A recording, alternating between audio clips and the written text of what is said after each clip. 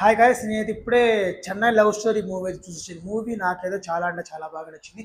ఎవరికైతే love stories movie బాగా connect అవుతారో వాళ్ళు ఖచ్చితంగా ఈ మూవీకి అయితే కనెక్ట్ అవుతారు అనమాట. వాళ్ళకు కూడా చాలా బాగా నచ్చింది ఈ మూవీ. సో డైరెక్టర్ వచ్చేసరికి Ravi Nambuuri, producer sir SKN, and heroines Kiran Abbavaram, heroine Sri Gauri Priya garu. Literally చెప్తున్నానండి, కిరణ్ అబ్బవరం గారి యాక్టింగ్ పీక్స్, చాలా అంటే చాలా బాగా చేశారు. దానికి మించి శ్రీ గౌరీ ప్రియ గారు కూడా చాలా బాగా యాక్ట్ చేశారు.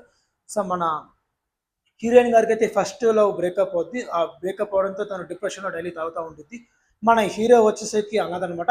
ఇతను ఆంధ్ర నుంచి తమిళనాడు అయితే వస్తాడు, చెన్నైకి అయితే వస్తాడు. యాజ్ అ డైరెక్టర్గా తను డైరెక్షన్ చేయాలని కోరికతో అక్కడ చెన్నైకి వచ్చిన తర్వాత అక్కడ ప్రొడ్యూసర్స్ చుట్టూతో తిరుగుతూ వెళ్ళితే స్టోరీ అయితే చెప్తూ ఉంటాడు. ఫైనల్గా అయితే ఒక స్టోరీ అయితే సెలెక్ట్ అవుద్ది.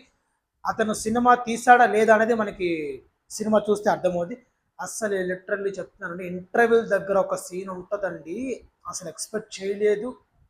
చాలా అంటే చాలా బాగా కనెక్ట్ అవుతాం మనం ఆ సీన్కి అయితే. అసలు ఎవ్వరు ఊహించలేదు, అంతలాగా ఉంటుంది ఆ సీన్ అయితే.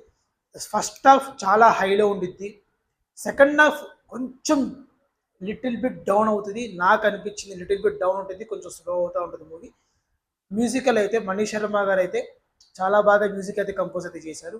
సో మీరు ఈ వీకెండ్లో అయితే వెళ్ళి చూసేయండి. నేను ఆ రివ్యూ వచ్చేసరికి ఈసారి 10కి 9 ఇస్తున్నా. So please like, share and subscribe to my channel.